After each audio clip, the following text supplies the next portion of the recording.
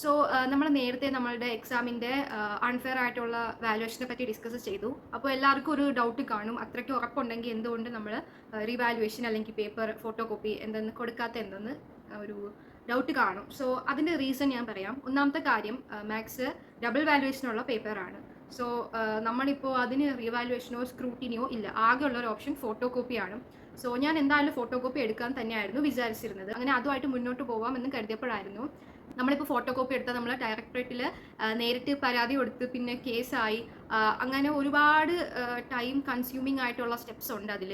അപ്പോൾ പിന്നെയും നമ്മൾ ഹോപ്പ് കൊടുത്ത് അതിൽ കിട്ടിയില്ലെങ്കിൽ അത്രയും ഒരു ഡൗൺ ആയിരിക്കാം നമ്മൾ അനുഭവിക്കേണ്ടത്. സോ ആ ഒരു ഇതിന് ഞാൻ തയ്യാറല്ല, പിന്നെ ഇതിൻ്റെ പുറകെ നടന്ന്.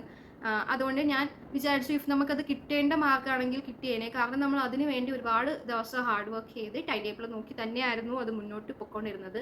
പിന്നെ ഞാൻ എന്തായാലും ഇനി മെഡിക്കൽ ഫീൽഡിലോട്ടാണ് പോകുന്നത്. സോ എനിക്ക് മാത്സിൻ്റെ മാർക്ക് അത്രയും കമ്പൽസറി അല്ല. ദാറ്റ്സ് ദ ഒൺലി റീസൺ ഞാൻ ഫോട്ടോ കോപ്പി എടുക്കാത്തതിൻ്റെ. സോ ഇപ്പോൾ നിങ്ങൾക്ക് എല്ലാവർക്കും മനസ്സിലായെന്ന് വിചാരിക്കുന്നു. എന്തെങ്കിലും ഡൗട്ട് ഉണ്ടെങ്കിൽ കമൻറ്റ് ചെയ്യുക. അപ്പോൾ ചാനൽ ഇഷ്ടപ്പെട്ടാൽ സബ്സ്ക്രൈബ് ചെയ്യുക.